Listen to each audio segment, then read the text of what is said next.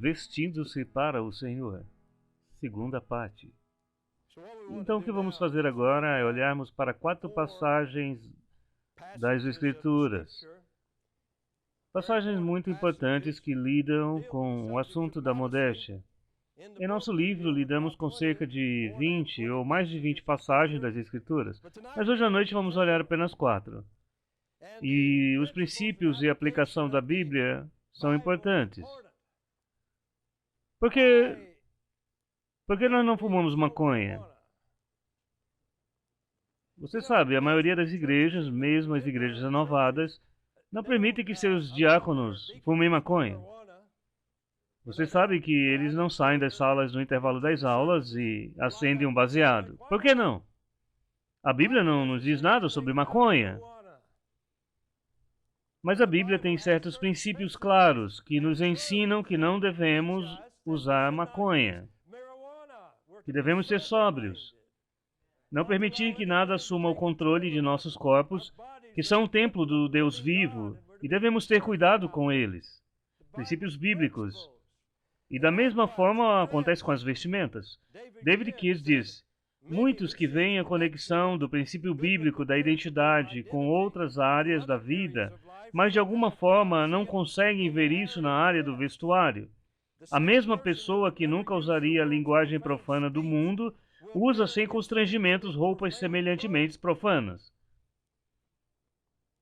Vamos dar uma olhada em 1 Timóteo, capítulo 2, versículos 9 e 10. 1 Timóteo, capítulo 2, versículos 9 e 10.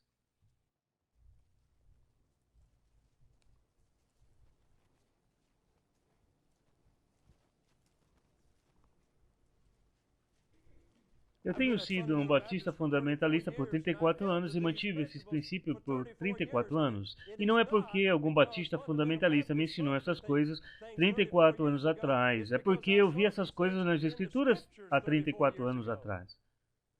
E as igrejas batistas fundamentalistas mudaram dramaticamente hoje em dia. Mas eu não defendo essas coisas porque sou um batista fundamentalista. Eu defendo essas coisas porque elas estão na Bíblia. E tudo que está na Bíblia e estava certo há 35 anos atrás, continua certo esta noite. 1 Timóteo 2, versículos 9 e 10, é uma das principais passagens sobre vestuário modesto na Bíblia. E do mesmo modo as mulheres se atraviem em traje honesto, com pudor e modéstia, não com tranças ou com ouro, ou pérolas, ou vestido preciosos, mas como convém a mulheres que fazem profissão de servir a Deus com boas obras. Nós vemos aqui que o vestido da mulher cristã deve ser modesto. E isso se refere a uma maneira piedosa, uma maneira apropriada e adequada diante de Deus. E a mesma palavra grega traduzida como modéstia também é traduzida como bom comportamento, em 1 Timóteo 3, versículo 2. O vestido dela deve ser de bom comportamento, caracterizado por bom comportamento. O comentário da exposição bíblica diz que isso descreve um autocontrole interior. É como um radar espiritual que diz a uma pessoa o que é bom e adequado. Um radar espiritual. Precisamos ensinar ao povo de Deus a ter um radar espiritual. Refere-se a qualquer coisa que não seja adequado a uma mulher que professa piedade. Essa mulher não vestirá qualquer coisa que não esteja caracterizando um bom comportamento. Qualquer coisa que não seja adequada a uma mulher que professa piedade. Seu vestido deve ser modesto. Vemos que o vestido da mulher cristã é adequado para uma mulher que mostra pudor. Que é uma palavra que não usamos muito hoje. Pudor. Com pudor. 1 Timóteo 2, versículo 9. A palavra grega fortemente nos traz a ideia de olhos recatados. Significa pudor para com os homens ou de todos em relação a Deus, diante de Deus. O comentário do Novo Testamento, criado por William Hendrickson, diz que recato é não ultrapassar os limites do que é apropriado. Recato é não ultrapassar os limites do que é apropriado, evitando qualquer coisa imprópria. Recato é o oposto de insolência, atrevimento, picância, impertinência, petulância, insubordinação, que é o que o mundo tenta ensinar nossas jovens a serem. Uma mulher cristã recatada não terá a atitude rebelde que diz: não me diga como me vestir, vou me vestir como eu quiser. Ela não dirá: não me importo com o que um homem antiquado diz sobre como me visto. Isso é problema deles, não vou ser esquisita. Li recentemente um exemplo de recato em um livro, e o livro se chama O Último Tiro. É a história do último tiro que foi disparado na Guerra Civil, e se você não sabe, foi lá no Alasca. Havia um navio confederado chamado Shenandoah, e a tarefa era destruir navios baleiros yankees. Eles chegaram ao Alasca, no Mar de Bering, e 3 meses após o término da Guerra Civil, eles não sabiam, ainda estavam lá queimando e atirando. E o que aconteceu naquele navio que estava no porto, vários pequenos barcos vieram até ele. E então, um daqueles barcos, estavam 2 homens e uma mulher. E o barco virou ao lado do navio. E o autor diz que os homens vieram a bordo pingando, molhados. Mas a mulher, envergonhada pela transparência de seus vestidos ensopados, se recusou a embarcar, porque ela era recatada. Ela percebeu que não estava mais em modéstia, mesmo que ela tivesse toda aquela renda ao redor do vestido, porque ela estava molhada.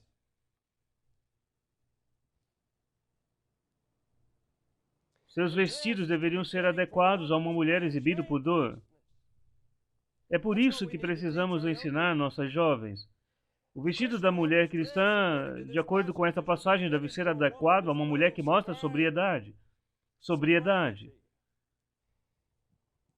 significa mente sã, autocontrole e é o oposto de estar embriagado.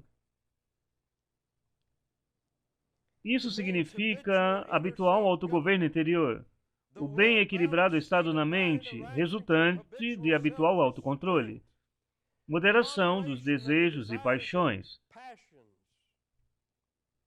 O oposto de estar embriagado. Não embriagado apenas com bebidas alcoólicas, mas embriagado com qualquer coisa. Sobriedade significa que você não está embriagado com nada.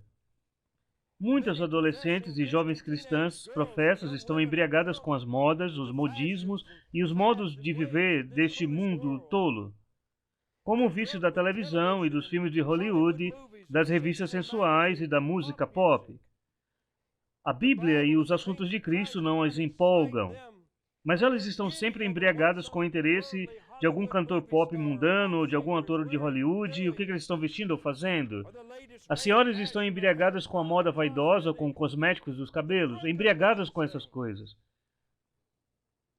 Mas o vestido da mulher cristã é adequado a uma mulher que mostra sobriedade. E ela está no controle de si mesma, para Deus, pela santidade.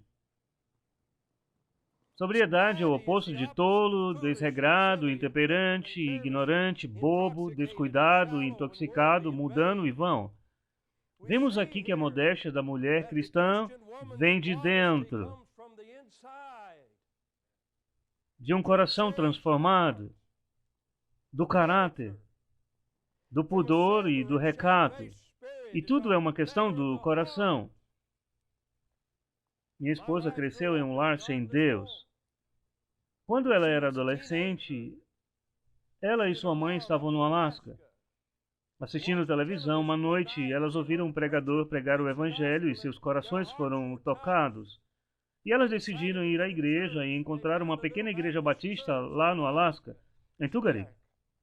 E então, algumas semanas depois, elas entregaram suas vidas a Cristo. Elas foram salvas e confiaram em Jesus Cristo como o único e suficiente Salvador, e a vida da minha esposa mudou e ela passou a amar as coisas de Deus, vindo de um lar sem Deus. Mas ela não sabia de nada, não possuía nenhum conhecimento bíblico. No último ano do ensino médio, elas se mudaram para o estado de Washington. E lá no ensino médio, no último ano, ela disse que comprou um vestidinho curto. Ela não sabia de nada. E havia uma professora cristã na escola que a chamou em particular. E ela disse: Linda, eu sei que você é uma cristã verdadeira. E uma cristã não deveria se vestir assim. Foi repreendida em uma escola pública. Ela poderia fazer ou dizer qualquer coisa. Ela poderia dizer: Senhora, olha, acabei de comprar esse vestido. Não tenho muito dinheiro. Ela poderia ficar ofendida. Mas ela não ficou.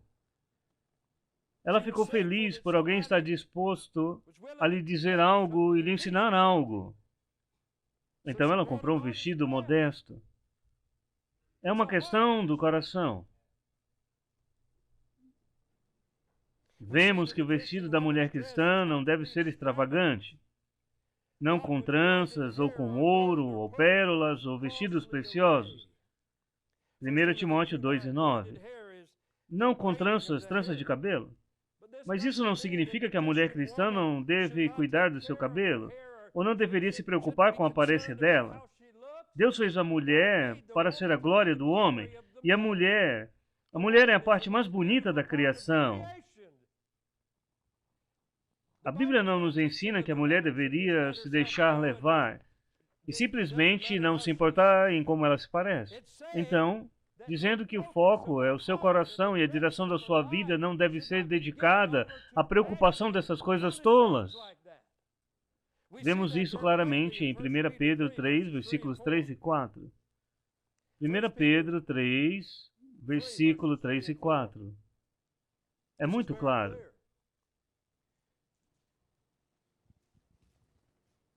O enfeite delas não seja o exterior, no frisado dos cabelos, no uso de joias de ouro, na compostura dos vestidos. Não significa que seu vestido deve ser sem compostura. Está ensinando que ela não deve colocar o coração nisso, que isso não deve ser o foco da vida dela. Todos que caíram nessa armadilha são totalmente consumidos pela moda tola e pelas coisas vãs desse mundo.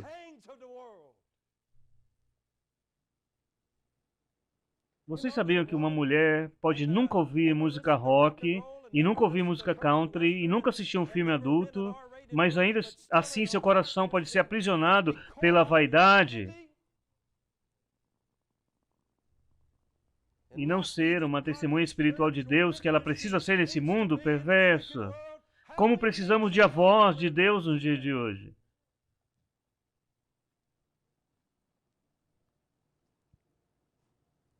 Mas o homem encoberto no coração, no incorruptível traje de um espírito manso e quieto, que é precioso diante de Deus. E é isso. Lembro-me da minha avó materna na velhice. Ela morreu quando eu tinha 8 anos. Eu ia visitá-la e ela sempre estava em seu quarto. Não havia nenhuma criança ao redor da TV. Eu nunca a vi assistindo TV nenhuma única vez. Ela estava sempre lendo a Bíblia. Uma Bíblia manchada de lágrimas verdadeiras. Uma Bíblia manchada de lágrimas. Jejum e oração, e todo o poder das suas orações estavam lá. Vemos que o vestido da mulher cristã deve ser adequado a uma mulher que se enfeita com boas obras. A mulher cristã deve ser conhecida por ser obediente a Deus e em seu serviço a Jesus Cristo. E essa é a primeira coisa que devemos pensar quando olhamos para ela. Aquela mulher ama Deus. Enfeita-se com boas obras. Olhe comigo para Tito, capítulo 2, versículos 3 e 5. Tito, capítulo 2, versículos 3 a 5.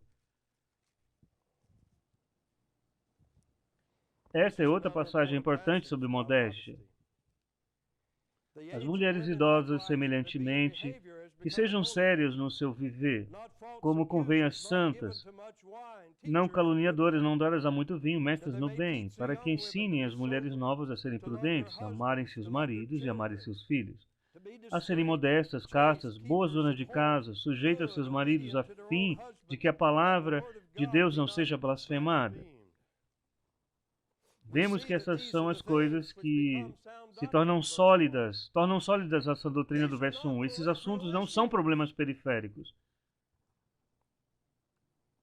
Não é legalismo enfatizar uma vida santa para o povo de Deus. Que absurdo dizer isso. Isso nos diz que as mulheres mais velhas devem ter esse comportamento à medida que se santificam. Significa a vida que elas vivem. Elas devem viver suas vidas de maneira a trazer glória ao Cristo que professam. Homens e mulheres idosas devem ser exemplos para a geração mais jovem. Vemos que mulheres idosas vivem em santidade em vez de serem profanas e mundanas, lendo revistas de romances sexuais ou assistindo algum programa profano de televisão ou filmes imorais de Hollywood. Marilyn Manson, a estrela do rock, o blasfemo roqueiro do anticristo. Ele conta em sua autobiografia como ele foi influenciado, quando menino, pela literatura perversa que encontrou no porão do seu avô.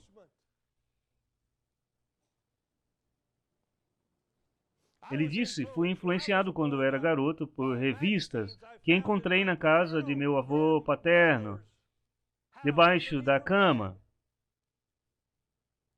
As mulheres mais velhas devem ser sóbrias em comportamento, se tornando santas por causa da próxima geração.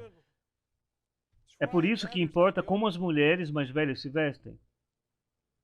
Não pensem, tudo bem, eu sou mais velha, não importa muito. Você é um exemplo para a próxima geração. Vemos que as mulheres mais velhas devem ser professoras de coisas boas. O ministério principal da mulher mais velha na igreja. Vemos as qualidades de uma jovem cristã que agrada ao Senhor. Ela tem que ser sóbria e discreta, no controle de si mesma, que é tão oposto ao que o mundo quer ensinar nossas jovens a serem hoje, a serem bobas,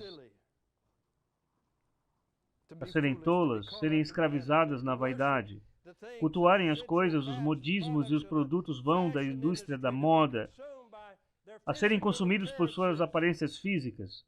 Mulheres jovens devem ser sóbrias e discretas, e castas. A mesma palavra grega traduzida pura em Filipenses 4:8. Pura, inocente, modesta, casta. O Espírito Santo está enfatizando a pureza moral que deve caracterizar as esposas e as mães cristãs. De certa forma, as mulheres estabelecem o padrão de moralidade em uma sociedade, tanto na igreja como na sociedade em geral. E se as mulheres não são castas, tudo ao seu redor se torna impuro. Olhe comigo Isaías 3, versículo 16. Isaías 3, versículo 16. A terceira passagem.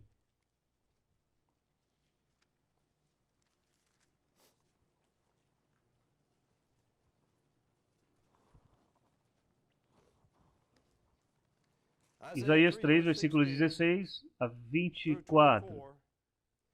Diz ainda mais o Senhor: porque as filhas de Sião se exaltam e andam com o pescoço erguido, lançando olhares impudentes, e quando andam, caminham afetadamente, fazendo um tinitar com os seus pés.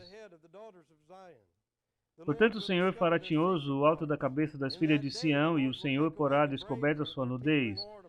Naquele dia, tirará o Senhor os ornamentos dos pés, e as toucas e adornos em forma de lua, os pendentes, os braceletes, as estolas, os gorros, os ornamentos das pernas, e os cintos, e as caixinhas de perfumes, e os brincos, os anéis, as joias do nariz, os vestidos de festa, os mantos, os chales e as bolsas, os espelhos, e o linho finíssimo, e os turbantes e os véus. Que coisa! Vemos que essas mulheres em Israel eram impudentes. É muito oposto ao pudor, elas eram impudentes, vivendo em orgulho. A indústria da moda hoje na América apela para esse orgulho.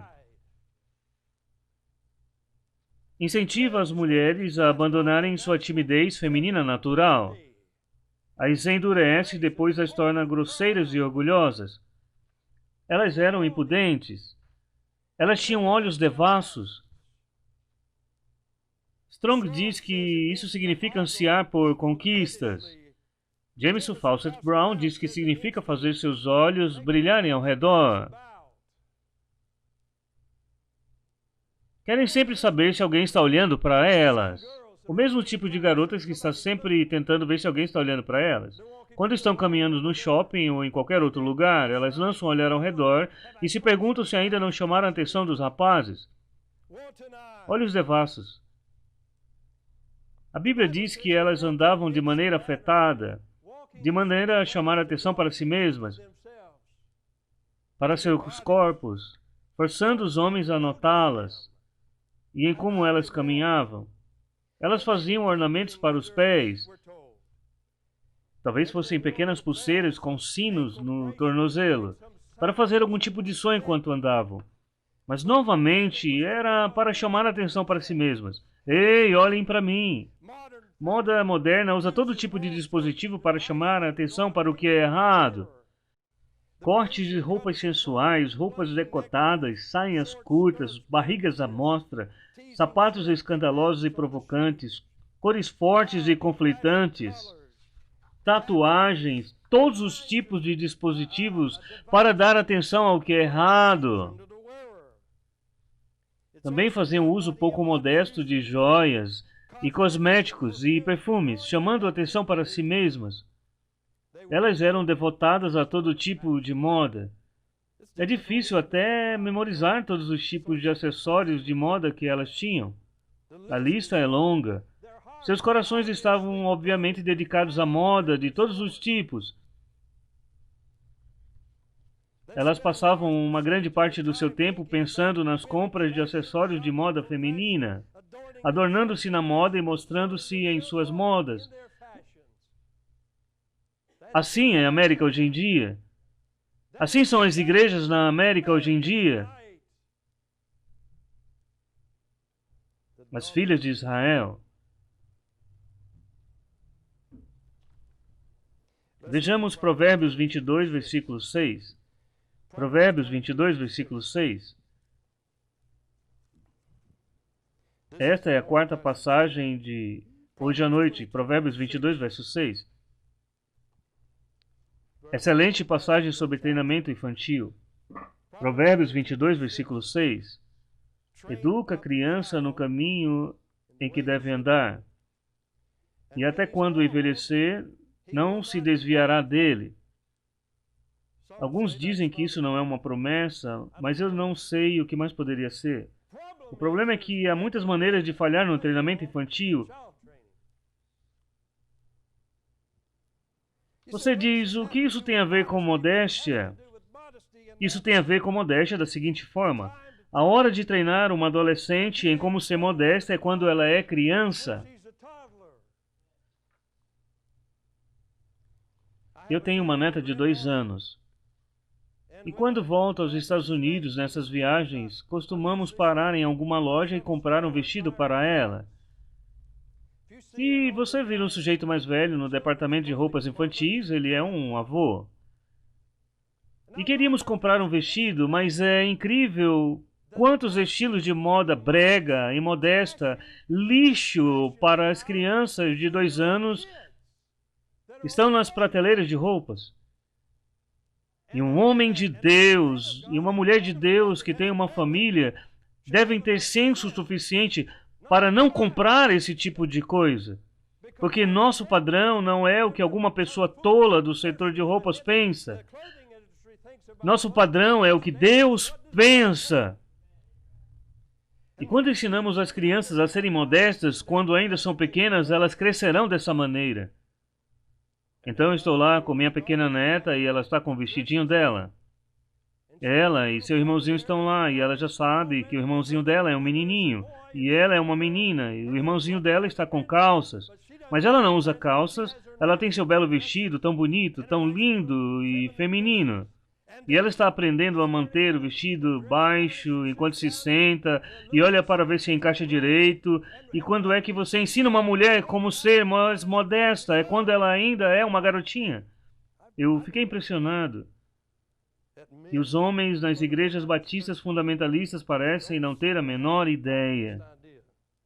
sobre como suas jovenzinhas devem se vestir, ou suas próprias esposas.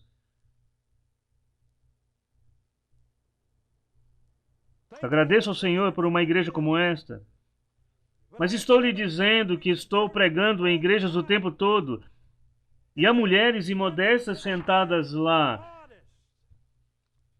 e há adolescentes correndo por aí, e estou lhe dizendo que elas são muito indecentes nessas igrejas batistas independentes em que eu prego. Às vezes você nem consegue olhar para elas. E seus pais estão naquela igreja. O que aqueles homens estão pensando? Onde estão suas mentes? É uma questão de orgulho? Eu tenho uma filha adolescente bonita e quero exibi-la, é isso? Eu não sei. Mas eu vou te dizer isso, está errado e é tolice. E isso será julgado no tribunal de Cristo. Seu pai irá ao tribunal de Cristo e terá que dar contas de sua família. Ele é um homem. Os homens são responsáveis por seus olhos. É hipocrisia falar sobre as mulheres que precisam se vestir com modéstia, se eu mesmo não tiver controle sobre os meus olhos. Vivemos em uma era pornográfica. Uma era pornográfica. Como Jó, devemos dizer, eu fiz uma aliança com meus olhos, para que eu possa ser fiel ao Senhor e eu possa ser fiel à minha esposa. E a chave é a salvação e a rendição. Nascer de novo e depois render minha vida ao Senhor. Eu nunca conheci alguém em nenhum lugar que se arrependesse de ter entregue a vida ao Senhor. Vocês, jovens aqui hoje à noite, se vocês fizerem isso, nunca se arrependerão. Senhor, aqui está a minha vida, aqui está a minha vida. É claro que roupas modestas não significam que somos espirituais. Podemos nos vestir de forma modesta e sermos maus em nossos corações.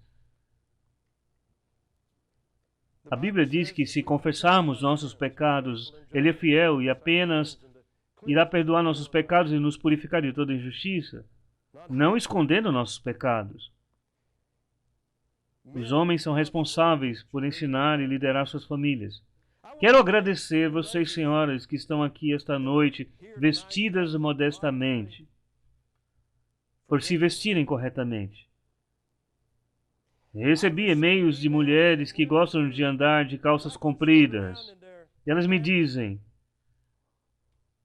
eu sou julgada por aquelas mulheres que usam vestidos. Sabe, eu creio que na maior parte é o contrário. Uma mulher hoje em dia que apenas se compromete com o Senhor e busca se vestir modestamente, de uma maneira feminina, e ser diferente deste mundo, ela recebe muito julgamento deste mundo, mesmo de parentes e vizinhos. E agradeço ao Senhor pelas mulheres que se vestem bem. É uma bênção. É uma bênção. Deus te abençoe, pastor.